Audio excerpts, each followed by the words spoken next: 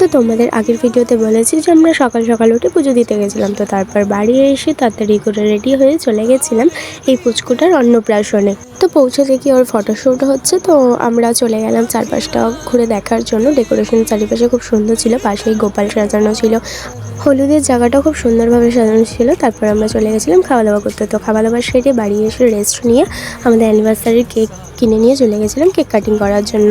তো আমার বরের অবস্থা দেখো, যেন বউ বলে দিচ্ছে কেক কাটিং করার সময়। তো যাই হোক, তারপরে আমরা সবাইকে আর কি কেক ঠেক খাইয়ে দিচ্ছিলাম।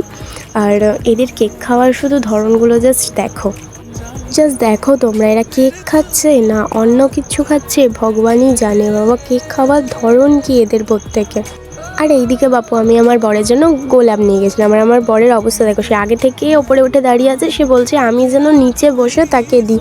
কেমন বর ভাবো, শেষমেশ আমাকে নিচে বসেই তাকে দিতে হলো। তো এরপর আমাদের সব বন্ধুরা মিলে গিফট দিয়েছিল। আর আমার বরের পাগলামো দেখেছে, ওটা খুলে আমার গায়ে লাগিয়ে দিয়েছে। তো যাই হোক, গিফটগুলো খুব খুব খুব ভীষণ সুন্দর ছিল গিফট। তো সবশেষে আমার বর আমার হাতে এই প্যাকেটটা ধরিয়ে দিয়ে বললো, এগুলো সব তোমার জন্য। তো আমি জাস্ট যখন বার করে দেখলাম, আমি পুরোটাই অবাক, কারণ আমি এই এক্সপেকটেশনগুলো করিনি। কারণ সে আমাকে প্রথম থেকে বলেছিল সে আমাকে কিছু দিতে পারবে না। আর আমি জাস্ট তাকে একবার বলেছিলাম এগুলো আমার লাগবে, জাস্ট ইমোশনাল হয়ে গেছিলাম।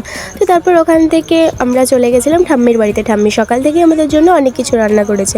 তো গিয়ে তো আমরা সেরকম কিছু খেতেই পারিনি, কারণ আমরা ভীষণ টায়ার্ড। টোনাটুনির একটু দেখা যাও, কত সুন্দর লাগছিল।